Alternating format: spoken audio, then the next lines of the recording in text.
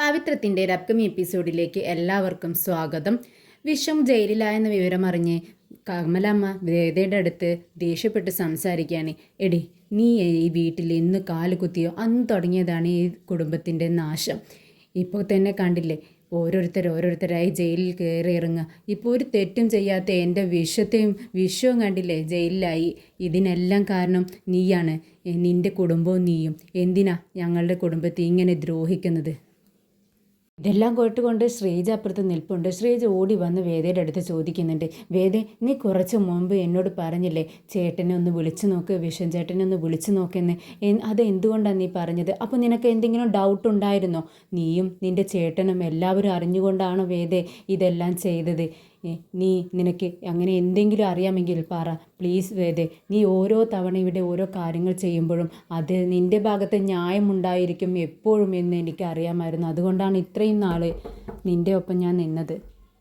നീ ഇപ്പോൾ ചെയ്യുന്ന കാര്യം ശരിയാണോ വേദയെന്ന് ചോദിക്കുകയാണ്. ഇത് കേട്ട് വേദ ആകെ അന്തം വിട്ട് നിൽക്കുക കേട്ടോ. ചേച്ചി എന്ത് അറിഞ്ഞിട്ട് ഈ സംസാരിക്കുന്നത്? എനിക്കൊന്നും അറിയില്ല. ചേട്ടനും ഞാനും തമ്മിൽ സംസാരിച്ചിട്ടോ കണ്ടിട്ടോ ഒന്നുമില്ല. ഞാൻ വെറുതെ ചേച്ചിയുടെ അടുത്തൊന്ന് പറഞ്ഞതാ. ചേട്ടൻ്റെ കമ്പനിയിലാണ് ചേട്ടൻ ജോലി ചെയ്യുന്നത് അറിഞ്ഞപ്പോൾ എനിക്ക് ആകെ ഒരു ഡൗട്ടുണ്ടായിരുന്നു. ആ ഡൗട്ട് കാരണം ഞാൻ ഒന്ന് വിളിച്ചു നോക്കാൻ വേണ്ടി പറഞ്ഞു എന്നേ ഉള്ളൂ. ചേട്ടൻ്റെ കമ്പനിയിലാണ് വിശ്വട്ടൻ ജോലി ചെയ്യുന്നത് അറിഞ്ഞ ഉടനെ തന്നെ അത് വേണ്ടാന്ന് ചേച്ചിക്ക് പറയാമായിരുന്നില്ലേ, അപ്പോഴേ പോകണ്ടായിരുന്നു എന്നൊക്കെ പറയാട്ടോ. ശ്രീജ കരഞ്ഞുകൊണ്ട് പറയുന്നുണ്ട്, എനിക്കറിയില്ലായിരുന്നു. ഇപ്പോൾ 2-3 ദിവസം മുൻപാണ് ഞാൻ അറിഞ്ഞത്. അപ്പോൾ ഞാൻ പറഞ്ഞത് എല്ലാവരുടെ അടുത്തും പറയാം, ചേട്ടൻ ഇനി ജോലിക്ക് പോകണ്ടെന്ന് ഞാൻ പറഞ്ഞതാണ്. പക്ഷേ ചേട്ടൻ എനിക്കിപ്പോഴും ജോലി അത്യാവശ്യമാണ് ശ്രീജ, നീ ആരുടെ അടുത്തും പറയണ്ടെന്ന് പറഞ്ഞതുകൊണ്ടാണ് നിങ്ങളുടെ അടുത്തൊന്നും ഞാൻ ഈ വിവരം പറയാതിരുന്നതെന്ന് പറഞ്ഞ് നമ്മുടെ ശ്രീജ കരഞ്ഞുകൊണ്ടിരിക്കുകയാണ്. പിന്നീട് മാഷും വിനയനും കൂടി സ്റ്റേഷനിലേക്ക് ചെല്ലുകയാണ്. എന്നിട്ട് ചോദിക്കുന്നുണ്ട്, ഞാൻ സുധാകരൻ മാഷാണ്, വിശ്വത്തിൻ്റെ അച്ഛനാണ്, എനിക്ക് മോനെ ഒന്ന് കാണണം എന്ന് പറയാണ്. അപ്പോൾ ഇൻസ്പെക്ടർ വേഗം തന്നെ ചെന്ന് കണ്ടോളൂ എന്ന് പറയുന്നുണ്ട്. അങ്ങനെ വേഗം ലോക്കപ്പിൽ കിടക്കുന്ന മകനെ കാണാൻ വേണ്ടി പോവാട്ടോ മാഷ്. ആ ഒരു സീന് കണ്ടതും മാഷിനാകെ വിഷമാവുകയാണ്.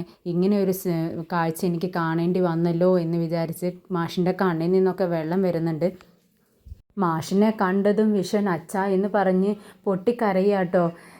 ഞാനൊരു തെറ്റും ചെയ്തിട്ടില്ല അച്ഛ, എല്ലാവരും ആരൊക്കെ കൂടെ എന്നെ ചതിച്ചതാണ്. ഞാൻ ഒരു രൂപ പോലും ആരുടെയും എടുക്കുകയോ ആഗ്രഹിക്കുകയോ ചെയ്യാറില്ല. വഴിയിൽ കിടന്ന ഒരു 100 രൂപയോ 1 രൂപയോ കിട്ടിയാൽ പോലും അത് ആരുടേതാണെന്ന് ചോദിച്ച് ഞാൻ അവരുടെ കയ്യിൽ ഏൽപ്പിക്കാറേ ഉള്ളൂ അച്ഛ. ഞാൻ ആരുടെയും മുതൽ ആഗ്രഹിക്കുന്ന ആളല്ല, ഇത് ഞാൻ ചെയ്തിട്ടില്ല എന്ന് പറയുന്നുണ്ട്.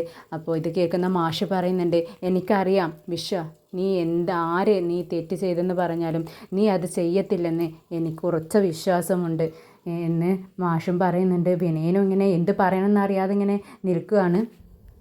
അപ്പോഴേക്കും അങ്ങോട്ടേക്ക് വിക്രം വരുന്നുണ്ട്. ഇൻസ്പെക്ടറുടെ അടുത്തേക്ക് വേഗം ചെല്ലുകയാണ്.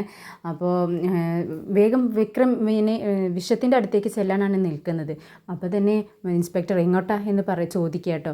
അപ്പോൾ പറയുന്നുണ്ട്, അല്ല അവിടെ കിടക്കുന്നത് എൻ്റെ ചേട്ടനാണെന്ന് പറയുന്നുണ്ട്. ഓ ആണോ? എന്നിട്ട് നേരെ അങ്ങോട്ടേക്ക് ഓടുകയാണോ ചെയ്യുന്നത്? ഇവിടെ പറയൊന്നും വേണ്ടെന്ന് ചോദിക്കുകയാണ്. സാറേ, ഞാൻ ഒരു ടെൻഷൻ കാരണം പെട്ടെന്ന് അങ്ങ് ഇത് കയറി ചെന്നതാണ് സാറേ, ഞാൻ എൻ്റെ ചേട്ടനൊന്ന് കണ്ടോട്ടെ എന്ന് ചോദിക്കുകയാണ്. ഓ ശരി എന്ന് പറയുന്നുണ്ട്. അങ്ങനെ വേഗം വിശ്വത്തിൻ്റെ അടുത്തേക്ക് ചെല്ലുക കേട്ടോ. അച്ഛൻ അവിടെ നിന്ന് സംസാരിക്കുന്നുണ്ട്. വിക്രമിനെ കണ്ടതും വിക്രം എടാ, എന്നെ എങ്ങനെയെങ്കിലും ഒന്ന് രക്ഷപ്പെടുത്തുക, എനിക്ക് പേടിയാ, ഇതിനുള്ളിൽ കിടക്കാൻ എനിക്ക് പേടിയാടാ, എനിക്ക് ഏറ്റവും പെട്ടെന്ന് തന്നെ എനിക്ക് പുറത്തിറങ്ങണം, എന്നെ സഹായിക്കടാ പ്ലീസ് വിക്രം എന്നൊക്കെ പറയാട്ടോ. ഇത് കേൾക്കുന്ന വിക്രം പറയുന്നുണ്ട്, അതെ വിശ്വേട്ടാ, നിങ്ങൾ ടെൻഷൻ അടിക്കാതിരിക്കോ, എന്തിനാ ഇങ്ങനെ ടെൻഷനാവുന്നത്? ഞങ്ങൾക്കെല്ലാം അറിയാം ചേട്ടൻ ഒരു തെറ്റും ചെയ്യത്തില്ല. ചേട്ടനും വിശ്വാസമുണ്ടല്ലോ ചേട്ടൻ തെറ്റൊന്നും ചെയ്തിട്ടില്ലെന്ന്, പിന്നെ എന്തിനാ ടെൻഷനാവുന്നേ? നമുക്ക് പുറത്തിറങ്ങാം, എന്താ ഉണ്ടായെന്ന് കാര്യം പറയൂ എന്ന് പറയുകയാണ്. ഉണ്ടായ സംഭവങ്ങളൊക്കെ ചേട്ടൻ വിശദമായിട്ട് പറയുമ്പോൾ പെട്ടെന്ന് വിശ്വം പറയുന്നുണ്ട്, അത് ഞങ്ങൾ ബാങ്കിൽ നിന്നും പണം എടുക്കാൻ വേണ്ടി പോയതാണ്.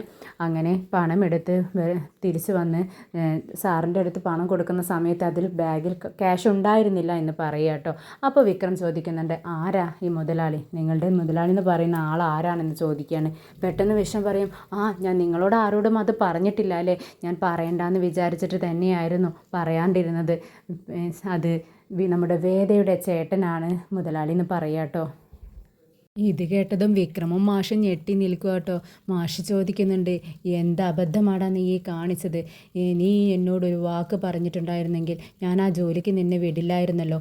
അവൻ്റെ കമ്പനിയിലാണ് നീ ജോലി ചെയ്യുന്നതെന്ന് അറിയുന്നുണ്ടെങ്കിൽ ഞാൻ ഒരിക്കലും നിന്നെ ഈ ജോലിക്ക് വിടില്ലായിരുന്നു. നീ എന്തുകൊണ്ട് പറഞ്ഞില്ല എന്ന് ചോദിക്കുക കേട്ടോ.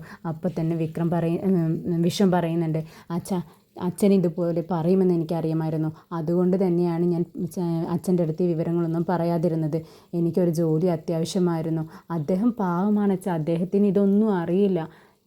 അദ്ദേഹം ഒരു പാവം പിടിച്ച മനുഷ്യനാണ്. ഇതിനു മുന്നേ എൻ്റെ കയ്യിൽ നിന്നും 7 ലക്ഷം രൂപ പോയിട്ടുണ്ട്. എന്നിട്ടും അദ്ദേഹം എന്നോട് ക്ഷമിച്ചു. അദ്ദേഹത്തിന് ഞാനാണെന്നൊന്നും അറിയില്ലായിരുന്നു. എന്നിട്ടും എന്നോട് ക്ഷമിച്ചു എന്നൊക്കെ പറയാം കേട്ടോ. എന്നാൽ ഇതെല്ലാം കേട്ട് വിക്രം പറയുന്നുണ്ട്, ചേട്ടൻ ഇത്രയ്ക്ക് പാവമായി പോയല്ലോ. അതുകൊണ്ട് തന്നെയാണ് എല്ലാവരും ചേട്ടനെ ഇങ്ങനെ ദ്രോഹിക്കുന്നത്, ഇങ്ങനെ പറ്റിക്കുന്നത്. അദ്ദേഹം ഒരിക്കലും നല്ലവനല്ല. വേദയുടെ ചേട്ടനെ ചതിച്ചിരിക്കുകയാണ്. അത് മനസ്സിലാക്കാനുള്ള ഒരു ബുദ്ധി പോലും ചേട്ടനില്ലാതെ പോയല്ലോ എന്നൊക്കെ പറയാട്ടോ. വിഷു അപ്പോഴും പറഞ്ഞുകൊണ്ടിരിക്കുകയാണ്, ഇല്ല സാറ് അത്തരത്തിലുള്ള ഒരാളല്ല, അദ്ദേഹം പാവമാണ്, ഇത് എന്തോ സംഭവിച്ചിരിക്കുക, വേറെ ആരോ എന്നെ പറ്റിച്ചിരിക്കുക എന്നൊക്കെ തന്നെയാണ് വിഷം പറഞ്ഞുകൊണ്ടിരിക്കുന്നത്. എന്തായാലും വിക്രം പറയുന്നുണ്ട്, അത് ചേട്ടൻ ക്ഷമയോടെ ഇരിക്കൂ, ഞാൻ പോയി സംസാരിക്കട്ടെ സാറിൻ്റെ അടുത്ത്, എന്താ ചെയ്യാൻ പറ്റുമെന്ന് നോക്കട്ടെ എന്ന് പറഞ്ഞുകൊണ്ട് ഇൻസ്പെക്ടറുടെ അടുത്തേക്ക് ചെല്ലുന്നുണ്ട്. മാഷും ഒപ്പം ചെല്ലുന്നുണ്ട്. എന്നിട്ട് പറയുന്നുണ്ട്, അതെ സാർ, ഞാൻ 10 ലക്ഷം രൂപയല്ലേ അത് ആ സാറിന് ഞങ്ങളുടെ കയ്യിൽ നിന്ന് എടുത്തു കൊടുത്തോളാം. കേസ് ഫയൽ ചെയ്യരുത് പ്ലീസ് സാർ. അദ്ദേഹത്തിന് ഇങ്ങനെയുള്ളതിലൊന്നും പരിചയമില്ല. സ്റ്റേഷൻ എന്നൊക്കെ പറഞ്ഞു കഴിഞ്ഞാൽ പോലീസ് എന്നൊക്കെ പറഞ്ഞ് ഭയങ്കര പേടിയുള്ള ആളാണെന്ന് പറയുന്നുണ്ട്. അത് കേൾക്കുന്ന ഇൻസ്പെക്ടർ പറയുന്നുണ്ട്, ഇനി ഒന്നും ചെയ്യാൻ പറ്റത്തില്ല, ഞങ്ങൾ കേസ് രജിസ്റ്റർ ചെയ്തിരിക്കുന്നു. ഇനി നിങ്ങൾ കോടതിയിൽ വെച്ചിട്ട് ഇനി നിങ്ങളുടെ മകനെ കാണാൻ പറ്റത്തുള്ളൂ മാഷിനോട് പറയുകയാണ്. ഇത് കേൾക്കുന്ന മാഷ്, എൻ്റെ മകനെ ഇവനെയും കൂടെ ഇനി ഈ ഒരു കോലത്തിൽ ഞാൻ കോടതിയിൽ വെച്ച് കാണേണ്ടി വരുമല്ലോ ദൈവമേ എന്ന് പറഞ്ഞുകൊണ്ട് കരയുന്നുണ്ട്. എന്നാൽ വിനയം പറയുന്നത്, മാഷ് അല്ല അച്ഛനിങ്ങനെ ടെൻഷനായാൽ എന്താ ചെയ്യുക? വിശ്വേട്ടന് ധൈര്യം കൊടുക്കേണ്ടത് അച്ഛനല്ലേ എന്ന് പറഞ്ഞ് സമാധാനിപ്പിക്കുന്നുണ്ട്. വിക്രം വിശ്വത്തിൻ്റെ അടുത്ത് ചെന്നിട്ട് പറയുന്നുണ്ട്, ചേട്ടാ ഒരു 2-3 ദിവസമെങ്കിലും ചേട്ടനൊന്ന് ക്ഷമിക്കണം. പെട്ടെന്ന് ഇവിടെ നിന്നും ഇറക്കിക്കൊണ്ടാൽ ഞങ്ങൾക്ക് പറ്റത്തില്ല. അതുമാതിരി ഒരു പൂട്ടാണ് അവൻ പൂട്ടിയിരിക്കുന്നത്. ചേട്ടൻ ഇനിയെങ്കിലും അവനെ മനസ്സിലാക്കണം എന്ന് പറഞ്ഞ് സമാധാനിപ്പിച്ചിട്ട് അവിടെ നിന്നും പോകുന്നുണ്ട്. പിന്നീട് വീട്ടിൽ മാഷും വിനയനും കൂടി കയറി ചെന്നിരുന്ന സമയത്ത് കമലാമ്മയും ശ്രീജയും കൂടി ഓടി വരുന്നുണ്ട്. എന്തായി, വിശ്വത്തെ കണ്ടോ?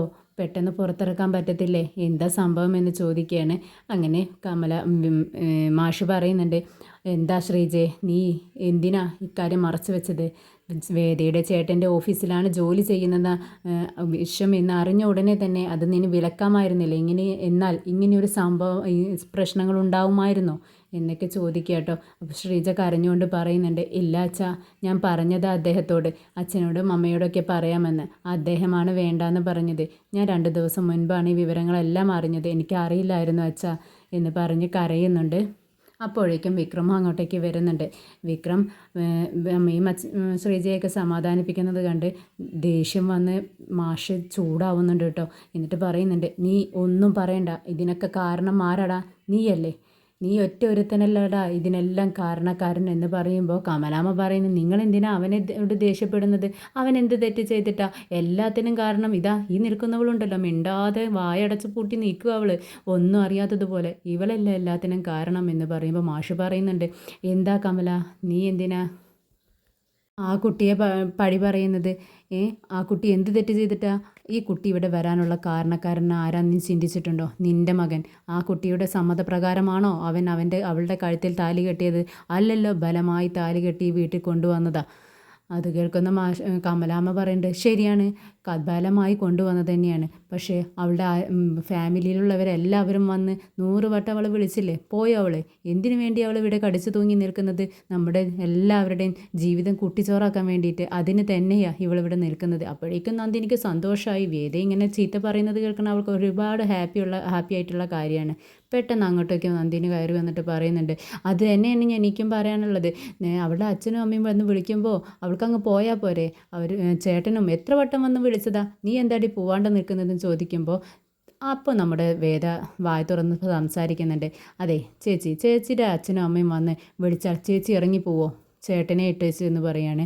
അപ്പോൾ അതിങ്ങനെ ഞാൻ ഇറങ്ങിപ്പോകുന്നത്, എന്നെ കല്യാണം കഴിച്ചു കൊണ്ട് വന്നതാണ് എൻ്റെ ചേട്ടൻ, അപ്പോൾ ഞാൻ ഇവിടെയല്ല നിൽക്കേണ്ടത്. അത് തന്നെയാണ് ഞാനും പോവാത്തത്. വിക്രം എൻ്റെ കഴുത്തിൽ താലി കെട്ടിയിട്ടുണ്ട്. ആ താലി എൻ്റെ കഴുത്തിലുള്ളിടത്തോളം കാലം ഞാൻ ഇവിടെ തന്നെ നിൽക്കും, ഇവിടെ തന്നെ താമസിക്കും വിക്രമിനോടൊപ്പം എന്ന് പറയുകയാണ്.